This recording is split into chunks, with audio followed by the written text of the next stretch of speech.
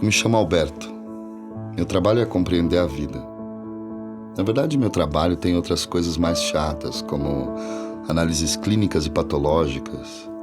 Eu sou um biólogo, formação e vocação. Mas eu prefiro pensar que eu tô aqui para compreender a vida e os seus infinitos mistérios. Inerente ao ser humano a abertura para uma outra vida, de alguma forma. O que há nas religiões são variações em torno desse mesmo tema, mas a consciência de que há uma outra realidade para além desta é comum a todas as crenças. Tudo que nasce inevitavelmente morre. Mas essa morte não é final, porque existe um processo vida que é incessante. E é um processo de transformação incessante. Então nós trabalhamos com este morrer como um período e não como um fim. É diferente, não é? E como é frágil a nossa condição. Hoje estamos aqui e amanhã, quem sabe? Naquele dia eu vi meu pai tão exposto, inerte. Tive vontade de abraçar ele. Onde estava o homem que me ensinou a andar de bicicleta e olhar as estrelas? No dia do seu enterro, eu tive medo.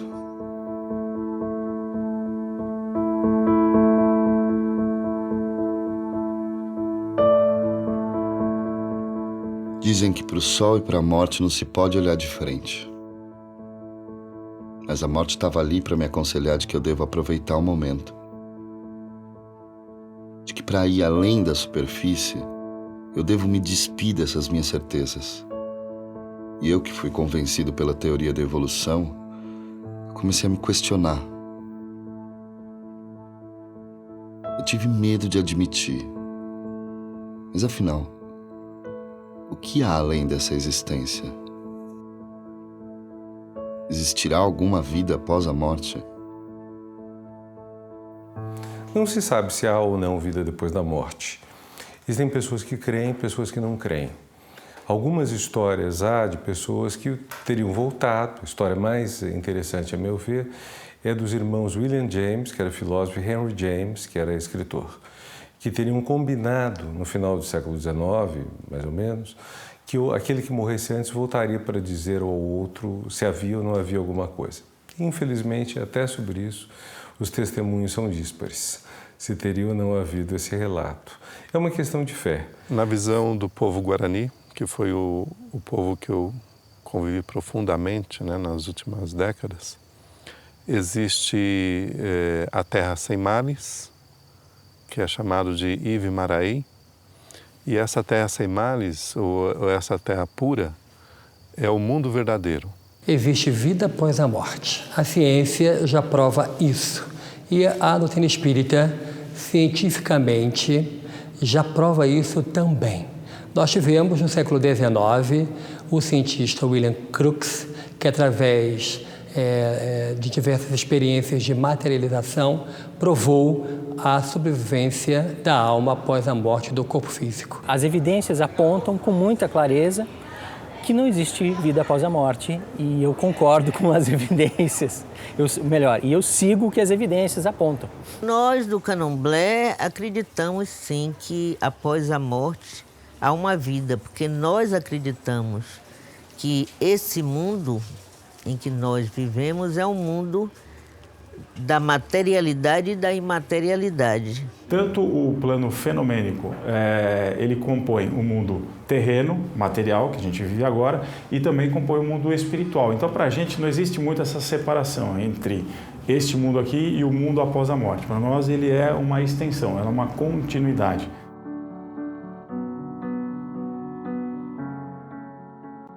De onde viemos? Para onde vamos? Onde eu poderia encontrar essas respostas?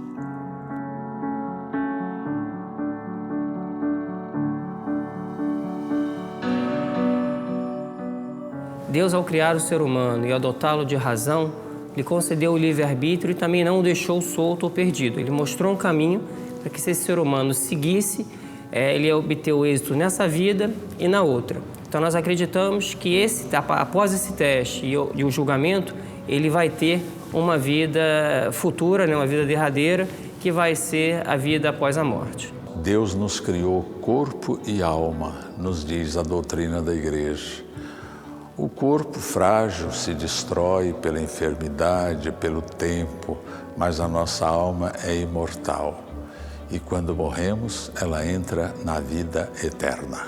Mas por que não podemos apreciar a vida como vida e fazer o nosso melhor nesta vida para colher estes frutos, em vez de apenas deixá-los para colher numa outra existência? Fé não tem a ver com certeza. Fé é uma crença. E é uma expressão famosa de um dos primeiros grandes teólogos cristãos, no começo da era cristã, que é: eu creio porque é absurdo. Não eu creio apesar de ser absurdo. Porque se for verdade, eu não tenho que crer, não preciso acreditar que a água ferve a 100 graus. Eu sei que ferve a 100 graus. Mas se Deus existe, se a alma é imortal separada do corpo, se há vida depois da morte, como algumas, mas não todas as religiões acreditam, é uma questão de fé. E para chegar à resposta dessas perguntas, eu terei de percorrer todos os caminhos entre o céu e a terra.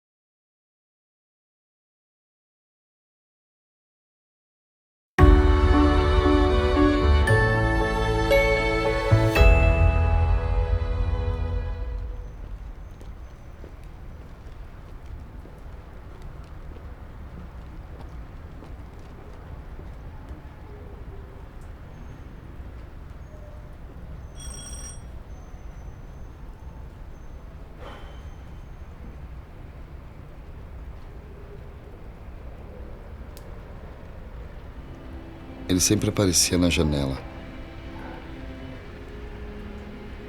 Ele puxava a cortina, balançava a cabeça e me recriminava por não usar a cópia da chave que um dia ele me deu.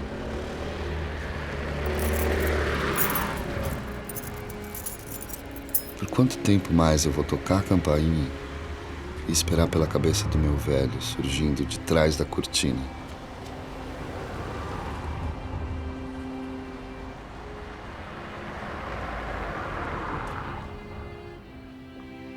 Vai!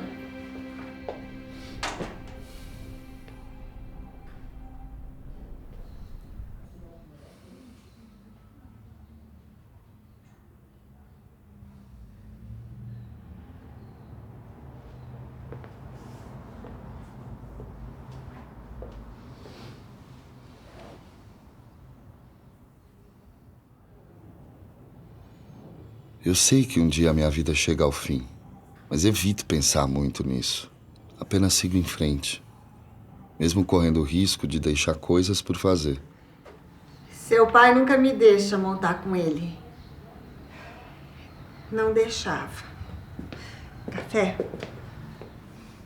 Acabei de passar.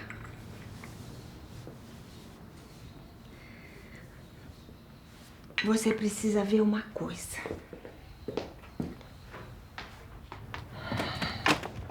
Ele ajeitou tudo no último mês.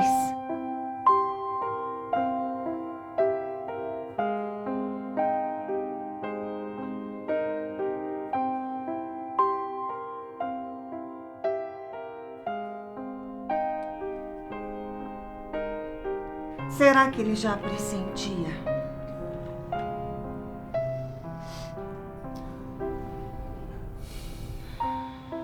Deus, ao criar o ser humano, ele determinou a duração de vida para cada um desses indivíduos. E essa vida, né, ela não vai, a questão da morte, ela não vai ser adiantada nem atrasada um segundo sequer. Para a doutrina espírita, cada pessoa tem realmente o momento certo para morrer. Viemos com uma programação reencarnatória, porque o Espiritismo ensina e prega a reencarnação ensinada por Jesus em seu Evangelho no diálogo com Nicodemos. Com isso, com a programação reencarnatória, nós viemos com uma hora determinada para partir, feita a nossa tarefa na Terra. Mas isso pode se ir mudando ao longo da tua existência material, da sua existência física. Então a gente brinca, até tem uma historinha que conta-se que um sujeito foi lá numa vidente, né? A vidente diz, olha, nessa primavera você vai morrer. Então ele foi arrumando todas as coisas, já se preparando para a morte, e não aconteceu, não morreu. Passou primavera, passou verão, outono, inverno e foi embora, e ele ficou... E foi com a vidente, disse, não, mas você era muito conhecido, disse que eu ia morrer, eu não morri? Isso, não, mas alguma coisa aconteceu para você não ter morrido. Não, como assim? Você deve ter ajudado alguém para você mudar essa data. Aí ele disse, não ajudei nada, não, alguma coisa aconteceu. Aí ele lembrou, né, que o rio esvaziou, e ele estava passando na beira do rio, viu um monte de peixes pulando lá, e ele foi pegando aqueles peixes, recolhendo e devolvendo para o rio. Mas então tá aí, né? A partir do momento que você fez uma ação que beneficiou um ser, então você prorrogou o seu período de vida aqui na Terra, né? De que adiantaria todo o esforço da ciência, todos os avanços da medicina, se nós tivéssemos um dia para morrer, não é? Pode até talvez antecipar, né? Se você de repente está muito desgostoso, né? Você está muito insatisfeito com a vida, você pode transformar isso numa doença. Hoje a vida se prolonga com bons hábitos de vida, com respeito ao próprio corpo, à própria natureza, com hábitos saudáveis, nós podemos prolongar esta vida. A vida do meu pai, a nossa vida, parecia congelada naquele pequeno quarto. Não, a vida ainda pulsava naquele pequeno espaço. De algum modo, meu pai estava ali. Nós só não conseguíamos mais vê-lo, falar com ele. Eu tenho falado muito com ele. E já sei de cor essa sua cara de... Tá louca, mãe? É normal, mãe. Não a minha cara, óbvio. Ai, tanta coisa a gente não faz. Não fala. Deixa pra depois. E um dia não tem mais depois. É possível a comunicação entre vivos e mortos. Assim como Jesus conversou com Moisés e Elias na transfiguração do Monte Tabor, para nós, os espíritas, é possível essa comunicação. Eu acredito que os espíritos também, da mesma forma que os orixás, os voduns, os inquícios e os caboclos encantados, também têm uma atuação, também ajuda nesse plano material. Agora, vai depender de que espírito. Os nossos antepassados, os ancestrais, eles vivem num plano espiritual e, de certa forma, eles estão se comunicando conosco. Essa comunicação necessariamente não é através de visões que você pode ter, pode até acontecer, mas é através das próprias orações que eles fazem para nós, então as bênçãos que eles enviam para nós. Então a gente olha o mundo espiritual mais pelo lado do desenvolvimento humano, da beleza do mundo espiritual. Então a gente acredita nessa comunicação, acredita sim, claro que a pessoa pode intuitivamente receber uma informação do mundo espiritual. Nós acreditamos sim que médiuns, que são médiuns sérios, corretos, podem ter uma visão, como o Chico Xavier, por exemplo, né? Uma visão mais próxima possível do que é o mundo espiritual, do que é a vida após a morte, mas a gente não enfatiza isso dentro e não estimula isso dentro da própria Seichunen. Como existiu no livro Deuteronômio a proibição de Moisés para que não houvesse a evocação dos mortos, porque havia uma desorganização nesse intercâmbio, nós, os espíritas, acreditamos que, quando o assunto é sério, quando existe uma finalidade séria, é possível, através de uma metodologia própria, o intercâmbio entre vivos e mortos. E aí eu me pergunto muito, será que uma pessoa que morre, que sai dessa vida de uma maneira tão drástica e também viveu uma vida tão conturbada, será que está em paz o suficiente no outro plano para nos ajudar cá embaixo? Acho que não. Então, precisa ou de nossas orações, conforme, né, a crença de cada um, ou com ritos, conforme também a crença de outros, mas precisam da ajuda daqueles que ficaram para que se encaminhem melhor no plano que eles estão. Quando ela solicita essa ajuda, pode ser que um ente daqui do plano material capte esse sentimento e deseje, por exemplo, fazer uma oração para essa pessoa. Nossa, eu pensei em tal pessoa, eu vou fazer uma oração para ela, uma missa, ou no nosso caso, uma cerimônia em memória a ela, né? Posso captar, às vezes, até a dor que ela está sentindo lá no plano espiritual. Aí eu traduzo isso como algo que é um pedido de ajuda. E aí, como nós vamos ajudar? Aí, no nosso caso, através, então, da cerimônia em memória a esta pessoa, leituras, né, dos nossos livros, das nossas escrituras, que a gente chama de sutra, para que essa pessoa entenda que ela não precisa ficar sofrendo. Uma vez que ela descobriu que aquilo que ela estava fazendo era errado, esquece aquilo, se perdoe e continue, então, agora fazendo o bem, fazendo coisas boas e a vida segue. No credo, que é o símbolo da fé, a reunião de todas as verdades de nossa fé católica, nós dizemos: cremos na comunhão dos santos. Isso significa que existe uma comunhão entre os 3 níveis de igreja. A igreja militante, que somos nós que estamos neste mundo, trabalhando, lutando por um mundo melhor. A igreja padecente, que são aquelas almas que estão se purificando de pecados veniais antes de contemplar o rosto de Deus, e a igreja triunfante. Nós nos comunicamos com esses mortos da seguinte maneira: apenas orando por eles, e eles junto de Deus orando por nós. A reencarnação é um fato. Nós aprendemos isso através de tudo aquilo que a gente percebe no nosso dia a dia. Por que nasce uma criança sem braço? Por que uma criança nasce com uma doença incurável? E isso nós percebemos daí uma lei de causa e ação, de causa e efeito, ação e reação. Faz com que nós entendamos que aquilo que Jesus conversou com Nicodemos, que é necessário nascer de novo, ele estava se referindo à reencarnação. As religiões mais do Oriente, de onde vem o espiritismo nosso aqui, esse novo espiritismo da nova era, acreditam em reencarnação. Todos os hinduísmos, né, inclusive budistas, etc., acreditam nessa versão do Extremo Oriente. E as religiões mais novas do mundo, que se tornaram as maiores, né, feito o cristianismo e a religião muçulmana, tem essa versão diferenciada de ressurreição. A ressurreição dos mortos para nós cristãos é a vitória da vida. Nós voltaremos à vida, aos nossos corpos na ressurreição final. Faz parte, da maior parte dos humanos, pelo menos, um medo do risco, um medo da efemeridade. Quer dizer, é muito terrível você sentir que a qualquer momento tudo pode acabar sem nenhum legado, sem nenhuma continuidade. Então, desejar continuar vivo, ainda que sob outra forma, digamos, sob a forma de alma no céu cristão ou numa reencarnação, como creem em outras religiões, pode ser uma maneira de ter continuidade. Agora, é curioso que as religiões da reencarnação geralmente veem a vida como uma coisa ruim. Os budistas querem justamente pôr fim à vida e ao próprio ciclo de reencarnações.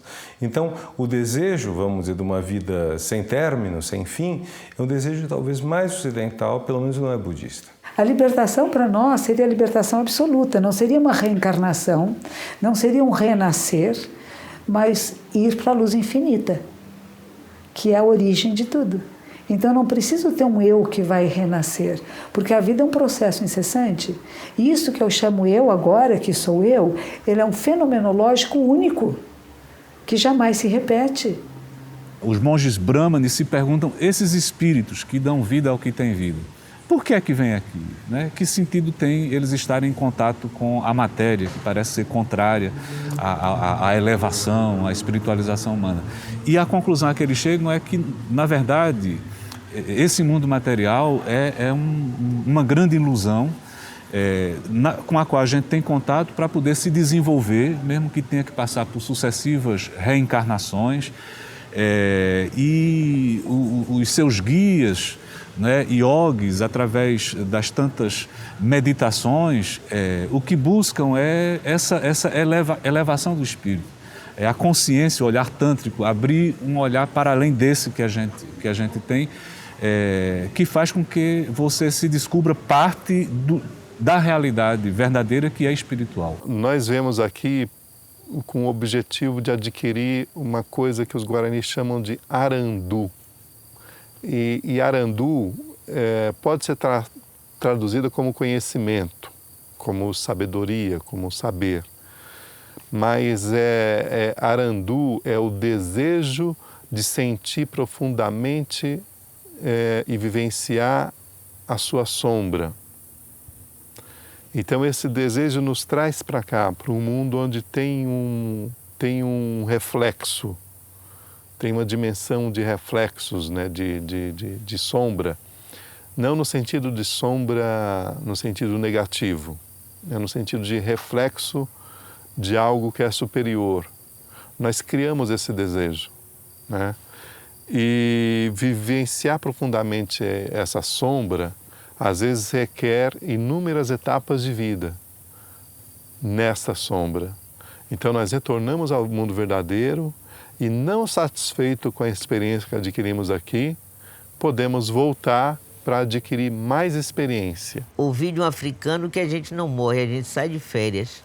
No sentido, você vai, mas você retorna. Não a mesma pessoa, mas você retorna. Então, o espírito, né, continua, né, é eterno. E essa energia também que atua sobre o espírito e a matéria também é eterno, é algo, né, sobrenatural. Vamos morrer? Vamos. É ruim? Às vezes é, às vezes não. Às vezes morrer é melhor do que viver.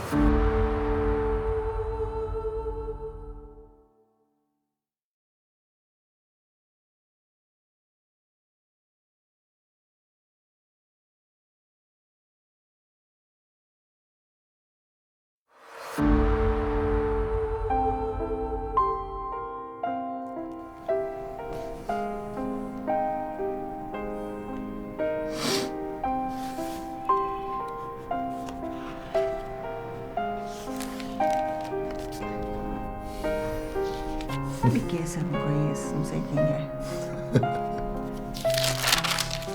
Olha.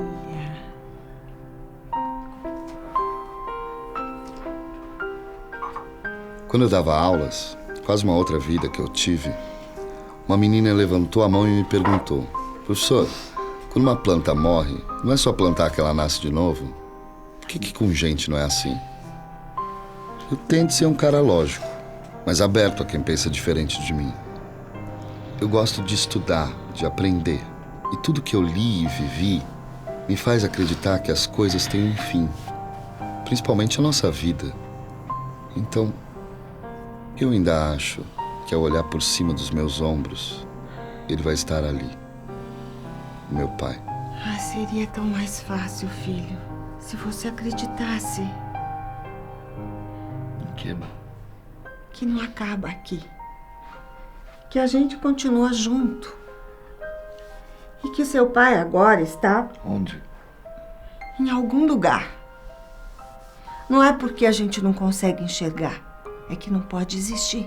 A continuação da vida após a passagem, ou seja, após a morte, é uma coisa muito natural. Todos os dias nós morremos um pouco ao dormirmos. É forma tão natural que, na grande maioria das vezes, as pessoas não se percebem que já partiram, porque o fenômeno ele é tranquilo. E muita gente na Terra ainda hoje morre de medo de morrer, quando, na verdade, isso para nós espíritas não mais existe. Porque para nós entendemos que é um fenômeno natural e a vida continua de modo tranquilo como era aqui na Terra. E como é lá? Aí vem uma discussão bastante ampla, né? E aí cada um vai ter uma visão de acordo com as suas experiências. Então, mesmo que a gente fale um pouquinho a respeito de qual é a nossa visão de vida após morte, né? Essa visão também é baseada em outros estudos do próprio Espiritismo, né? Que a gente tem muita semelhança nessa parte com o kardecismo.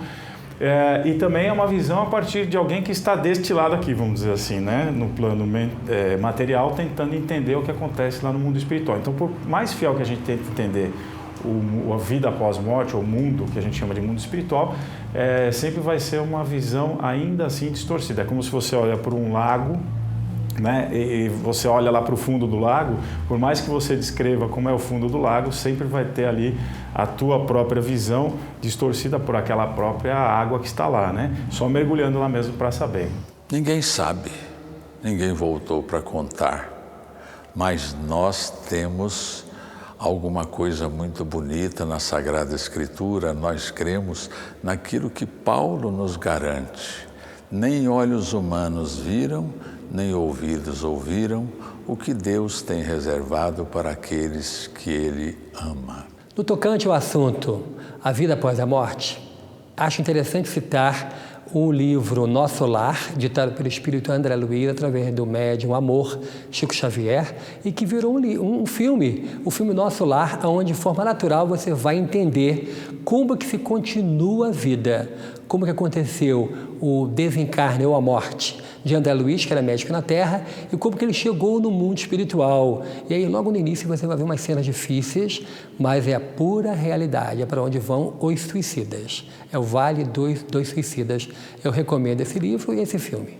No mundo verdadeiro, os nossos corpos são luminosos, o nosso ser é luminoso, a nossa estrutura de forma é uma forma luminosa. Os Guarani chamam, somos adornados, somos os adornados. E nessa transição entre o mundo verdadeiro e o mundo material, quer dizer, o mundo de baixo, tem um mundo intermediário, que é chamado de mundo do meio, onde nesse mundo do meio, determinados seres nos modelam. E esses seres que nos modelam são os espíritos da natureza. O espírito da terra, da água, do fogo, do ar nos modelam nesse mundo do meio, e aí nós adquirimos uma forma temporária.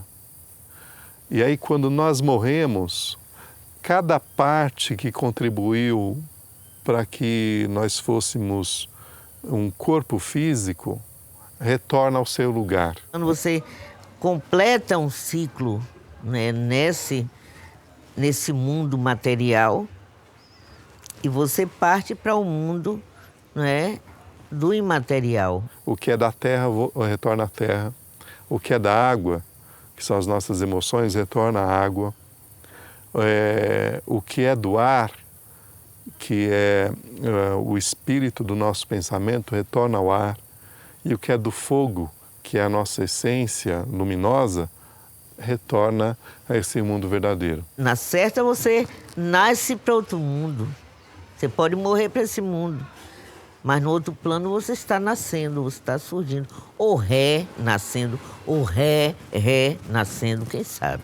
Tem um canto do povo Pareci, que não é Guarani, o povo Pareci é um povo da tradição tapuia, que o trechinho que eu lembro dele é assim: coisa ninorecuá, cuá, e coisa ninorecuá, cuá, cubé, cubé, cubé, que significa o seguinte: em algum momento vamos devolver as nossas roupas para a Mãe Terra e voltar para o mundo sagrado, né? E os Guarani têm muitos cantos que falam desse momento de você se despojar, né, do próprio arandu, né, da própria sombra que você encarnou, para recobrar a sua presença na Terra Sem Males, né, no mundo de origem. Eu nunca tive muita habilidade para acreditar no invisível. Num conto, eu li que a gente só morre quando a última pessoa que lembrar de você também morrer. Essa ideia me traz algum conforto e medo. Filho, escuta. Ele está junto de Deus. Olha quanta gente, cada um do seu jeito, dizendo que o seu pai não sumiu da nossa vida, que ele está bem e que nós vamos ficar bem.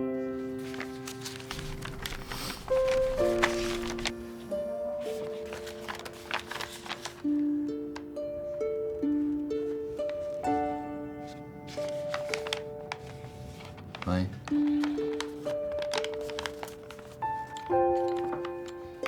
Para você, Alberto, do seu pai.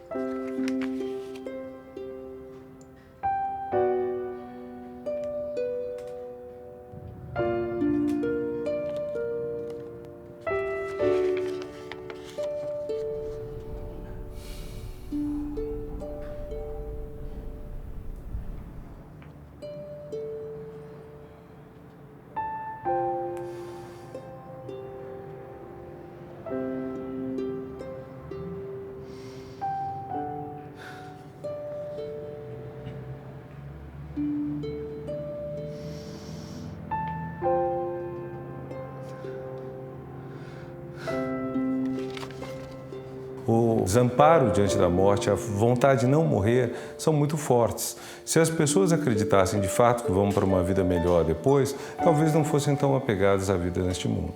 Quando existe um apego muito grande, por exemplo, de uma mãe por um filho, quando esse parte em eternidade, ela fica com uma monoideia, ela fica pensando no filho 24 horas por dia. Isso faz com que aquele espírito daquela criança não consiga se desvencilhar daqueles laços que o prendam à mãe. E em Chico Xavier nós vemos muitos casos desses, de filhos mandando cartas para seus pais, dizendo: pare de chorar, o seu choro para mim é como ácido.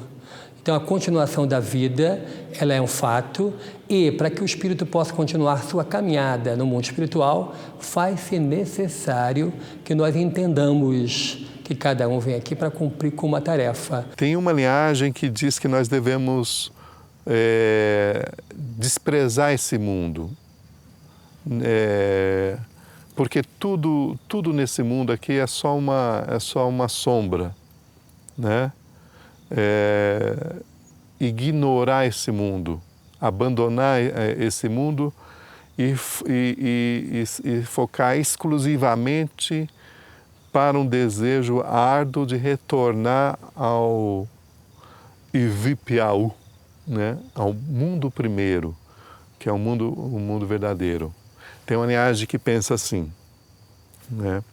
Tem uma outra linhagem que pensa diferente, que pensa que, ao contrário, que nós descemos a este mundo para vivenciar determinadas experiências, e são essas experiências que nós vamos vivenciar, de dor e de prazer, de sabedoria e ignorância, são a soma dessas experiências que vai lapidar a nossa luz. E aí retornaremos para um mundo verdadeiro com a nossa luz mais lapidada, né? São os Nandeva que pensam assim. E tem uma outra linhagem que é uma linhagem média, né? Que é um intermediário, um caminho do meio entre os dois, assim, que não devemos desprezar esse mundo, mas não devemos levá-lo tão a sério. E o Nirvana é quando você acessa a compreensão de que há impermanência e tudo está interrelacionado. Não há nada fixo, nada permanente. Então a tristeza vem, eu sei que ela vem, ela também vai. Não significa que eu não sofro. Eu sofro, mas não me apego ao sofrimento. Eu deixo que ele passe. Eu tenho alegrias, mas não quero segurar as alegrias, porque elas também vêm e vão. Então essa percepção que nós vamos chamar do despertar, do acordar, que é o Nirvana, faz com que a nossa existência neste mundo seja suave. Não seja de lutas, de guerras, de brigas, de querer que seja diferente. Dizemos que o sofrimento, que vai chamar dukkha, é insatisfação das coisas serem como são. Quando estou insatisfeito de ser de uma determinada maneira, eu sofro. Mas quando eu acolho aquilo que me acontece e posso até transformar isto de uma tristeza, de um sofrimento, num crescimento, eu estou em Nirvana. Então, Sansara é Nirvana. O mundo, assim como ele é uma fonte extraordinária de aprendizado, de crescimento e de paz. O muçulmano, ele busca as duas coisas, ter o êxito nessa vida e na outra. Então, ele trabalha esses dois pontos. Ele não renega a vida mundana em prol da outra vida. Ele trabalha, ele vive, né, e passa por todas as dificuldades e busca superar elas e para construir a vida futura. Quando a morte atinge de perto alguém, levando um familiar, a gente pensa mais nela. É normal que a gente não queira pensar nela, não é? Mas ela faz parte da vida. A morte faz parte da vida. Vamos morrer? Vamos. É ruim? Às vezes é, às vezes não. Às vezes morrer é melhor do que viver. Então é preciso simplesmente encarar como uma realidade que nós precisamos aceitar. O que não tem remédio, remediado está. E, sinceramente, não vejo nenhum grande problema. Nós cristãos católicos celebramos nossas missas de 7º dia, de 30º dia de ano, não é? Porque nós iluminamos a realidade da morte com a esperança cristã. Por isso a morte para nós não é um paredão contra o qual nós batemos e nos esmagamos no final da vida. Nós cultuamos, inclusive, os nossos mortos, né? Quando se morre, tem rituais também para os mortos. E periodicamente nós lembramos daqueles que se foram. Porque nós acreditamos que, em espírito, eles continuam vivendo. Nosso povo aqui mesmo dos terreiros de Xangô do Recife tem um quartinho onde ficam lá os eguns, os mortos, esperando para desfrutar, no tempo em que a gente se aperfeiçoar finalmente, dos jardins de Olorum, quando todo mundo tiver deixado o seu ori, a sua cabeça, se guiar por uma força da natureza. Então, finalmente, a gente vai, o Aie, se colar de novo ao Olorum e a gente vai desfrutar dos jardins de Olorum. Então, a gente vai se reencontrar com os antepassados. Aí é que tem a ideia de você sofrer aqui para ser feliz um dia. Não, a gente quer ser feliz aqui e agora.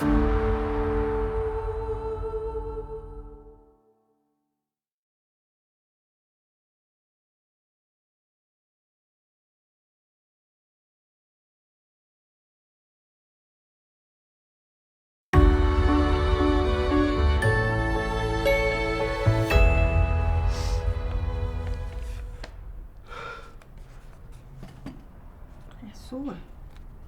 Guarde com você, sempre.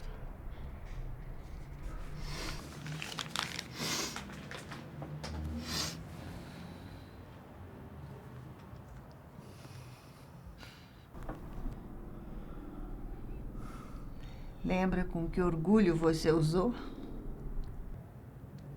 Minha colação de grau. Mais orgulhoso ficou seu pai. Isso eu garanto.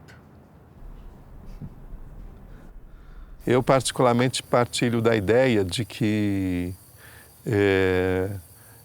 esse mundo é uma escola de sabedoria, né? O Arandu diz respeito a a encarnar no escuro, né? Numa sombra, para aprender a lidar com o improvável, para aprender a lidar com o mistério. Né? E depois aprender a lidar com as diversas coisas, os diversos fragmentos que esse mundo propicia, né? no sentido de se tornar senhor desse mundo, quer dizer, não vítima desse mundo. O problema é que muitas vezes nós nos tornamos vítima dessas forças desse mundo, né? E essas forças muitas vezes criam dependências. Eu vejo a realidade como ela é, não me fio em promessas falsas de um futuro que não vai existir. Então, eu sei aceitar as coisas como elas são. Eu vejo isso como uma vantagem, como um sinal de ajustamento. É muito difícil você estabelecer um conjunto de valores e sentidos para a existência se você não tem um certo mito, uma certa mística. Não é? Isso não quer dizer que seja impossível. Acho que as pessoas sem religião buscam na percepção de que a vida deve ser bem vivida e para isso precisa ser condividida. Eles podem chegar à percepção de que a defesa da vida do outro inclui uma pauta para a sua existência.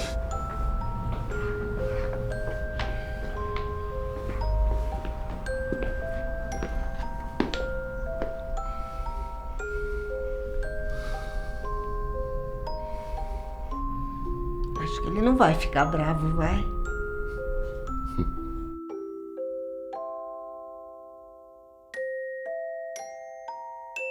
Sempre entendi que é a minha consciência que orienta os meus passos, minhas relações com o mundo e com as pessoas que me cercam. E que essa consciência individual, quando chegar a minha hora, talvez sobreviva na minha filha, na memória de alguns. Mas muitos acreditam, ou têm a esperança, que o significado da vida vai além do tempo que passamos aqui. E que essa crença, seja qual for, ilumina a maneira como vivemos. Mas afinal, se tudo se resume à brevidade da vida, o que nos impede de viver sem regras de convívio, sem respeito ao outro, egoística e destrutivamente? Até o século XVIII, a ideia preponderante, pelo menos no mundo cristão, que é o mundo que eu conheço melhor, é que as pessoas somente seriam morais, somente obedeceriam à lei e se absteriam de fazer o mal se tivessem um medo muito forte de Deus, e especificamente do castigo eterno do inferno. Desde o século XVII, e sobretudo XVIII, há um esforço forte por parte dos filósofos e outros pensadores para fazer uma moral que não dependa do castigo, para dizer que as pessoas possam ser morais porque isso é bom e não porque elas têm medo de ser castigadas. Até porque, vamos dizer, o céu nunca foi tão apetitoso quanto o inferno era aversivo. Há uma simbolização de que no dia da sua ira, Deus vem e Jerusalém vai subir ao céu, por exemplo, na versão judaica, que depois é compartilhada por cristãos e muçulmanos, e tudo vai começar nesse novo tempo, novos céus e nova terra, com essa mesa em que Deus vai olhar para a gente, e se no conjunto da vida a gente tendeu para aceitar os outros, e portanto respeitar o grande outro, a gente vai participar de um banquete eternamente. E se não, a gente vai ser convidado a vagar na geena, o lixão que queima fora da cidade, que a gente traduz por inferno. O que tornava as pessoas morais era o medo do inferno, não era nem sequer tanto a promessa do céu. Então, o que nós temos hoje, depois de 200, 300 anos de esforços nessa direção, é uma ética de muitos que são ateus e que são pessoas tão decentes, ou mais decentes até, do que muitos dos que acreditam em Deus e, portanto, deveriam, em princípio, ter muito medo do castigo eterno. Para nós muçulmanos existirá um dia que é o dia do julgamento, o dia do juízo final, onde o ser humano vai prestar contas, né, dessa liberdade que Deus dotou ele do livre-arbítrio, então ele é responsável pelas suas escolhas nessa vida. Se a balança pesar, né, com boas ações a mais, ele vai ter o paraíso como morada eterna. Nesse local, ele vai desfrutar de tudo o que é bom, ele não vai ter atribulações, aborrecimentos, tristeza. Então, nós acreditamos que vai ser uma vida onde essa pessoa vai estar em constante bem-estar e felicidade. E caso contrário, a pessoa que nessa vida agiu de forma a prejudicar os seus semelhantes, né, semeando o mal, a corrupção, ele vai ter um castigo, uma punição que vai ser o inferno. Eu entendo que o sofrimento do descrente, grande parte das vezes, é menor do que o do crente, porque assim como nós não temos anjos, se não existem anjos, também não existem demônios. Não existe paraíso, mas também não existe inferno. Olha, esse negócio de inferno, isso não é muito do candomblé. A gente acredita que existe outro plano. Se você se dá bem ou se dá mal, se está bem ou se está mal lá, eu acho que depende muito do como você viveu uma vida aqui. Não é? Então, isso aí a gente tem. Então, a pessoa que foi uma pessoa legal, viveu, foi humano, teve erro, porque todo ser humano tem erro, mas que buscou ser do bem, fazer o bem, viver o bem. Eu acho que leva uma bagagem melhor do que outro que viveu uma vida toda torta, né? Se a pessoa viveu o inferno na vida dela, né, aqui, através de egoísmos, de ódio, de mágoas, de rancores, de estar em estados assim, vamos dizer, se envolver em corrupção, né, e toda essa questão, com certeza lá no plano espiritual ela vai estar onde? Num local adequado a esse estado mental dela. Mas é como castigo? Não, a gente não vê como um castigo, a gente vê como uma oportunidade dela fazer uma reflexão. E nós acreditamos que no inferno não ficará eternamente alguns grupos de pessoas. Só ficará eternamente aquelas pessoas que não têm a menor partícula, né, de crença num Deus único no coração. As demais pessoas ficarão um tempo pagando, digamos assim, pelas suas escolhas, pelos seus atos aqui na Terra, e depois serão retiradas e colocadas no paraíso para viverem lá eternamente. Aí é que tem a ideia de você sofrer aqui para ser feliz um dia. Não, a gente quer ser feliz aqui e agora. A gente tem esse direito de ser feliz aqui e agora. Agora, a felicidade é um estado espiritual no qual vai depender das circunstâncias que você tem ao seu redor. Então, eu posso até estar numa situação de dificuldade, seja ela qual for, saúde, financeira, amorosa, mas eu me mantenho num estado sereno, calmo, né, de bem-estar. Então, eu posso dizer que mesmo nesse estado, eu sou feliz. Por isso que a gente vai dizer, morreu, vai para o paraíso. Não, o paraíso tem que ser construído aqui e agora. Então, ele busca, nessa vida terrena, buscar ser o melhor possível, né, para ele, para as pessoas que estão ao seu redor, buscando praticar aquilo que está de acordo com a graça de Deus, para que na hora que ele venha encontrar essa morte, que a morte o encontre, né, ele esteja preparado em relação às boas ações para que possa ter um julgamento, né, benéfico, para que possa ter o paraíso, né, na vida eterna. Quando a gente subir é outra vida. Agora ser feliz ou infeliz lá em cima é um problema, né? Mas aqui a gente interage com os nossos orixás, nossos inquis, nossos vodum, nossos caboclos, para a gente viver bem, para a gente estar bem, para a gente estar com saúde. Saúde é o equilíbrio, a gente está equilibrado, a gente está bem na vida, de bem com a gente e de bem com os outros. Porque é o que estamos fazendo agora que é importante. Se estamos num universo de causas e condições e efeito, as causas e condições que nós produzimos vão dar efeitos, independentemente se é de uma vida futura ou próxima, ou no momento da morte ou após a morte. Se lá por cima existe um lugar para quem já vai evoluído, eu não sei. Isso aí é lá dos espíritos, com Deus, com Alá, com Jeová, com Javé, com o Lorum, é lá, né? Agora, eu acredito nisso. Eu acredito que tem várias categorias de espíritos, sim, a partir da pessoa que foi nesse plano, nessa vida material. Né? Porque, na verdade, não é uma vida só material para nós do Candomblé. A gente vive, não é, dois mundos nesse mundo. Um mundo sobrenatural e um mundo natural. A gente interage com esse mundo. O muçulmano, ele busca as duas coisas, ter o êxito nessa vida e na outra. Então, ele trabalha esses dois pontos. Ele não renega a vida mundana em prol da outra vida. Ele trabalha, ele vive, né, e passa por todas as dificuldades e busca superar elas e para construir a vida futura. Mas por que não podemos apreciar a vida como vida e fazer o nosso melhor nesta vida para colher estes frutos, em vez de apenas deixá-los para colher numa outra existência? Claro que há muitas coisas que nós estamos fazendo agora que nossos descendentes vão colher, né? É importante saber disso. Estamos plantando sementes de árvores sob as sombras das quais nunca iremos nos sentar. E não é por isso que não vamos plantar essas árvores, né? Mas, ao mesmo tempo, a importância de estar plantando agora, de estar fazendo agora, não para méritos futuros, não no sentido vou ganhar o céu, vou ganhar uma existência melhor. A base da nossa tradição, do Zen budismo da Sotoshu, é dizer que a prática é a realização.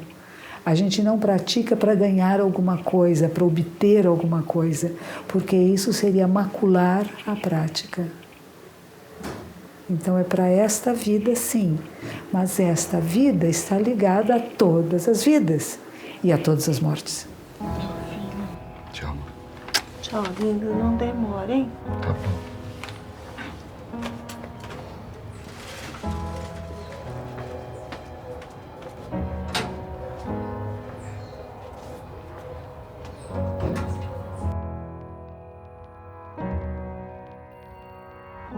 Onde quer que meu pai esteja, será sempre a voz dele que eu vou ouvir quando passar os olhos por essas palavras.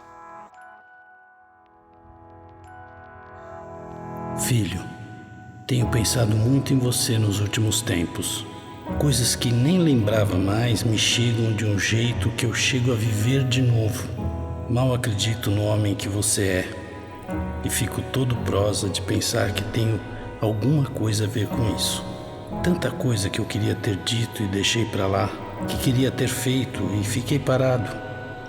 Mas acredita, tudo o que fiz foi de coração.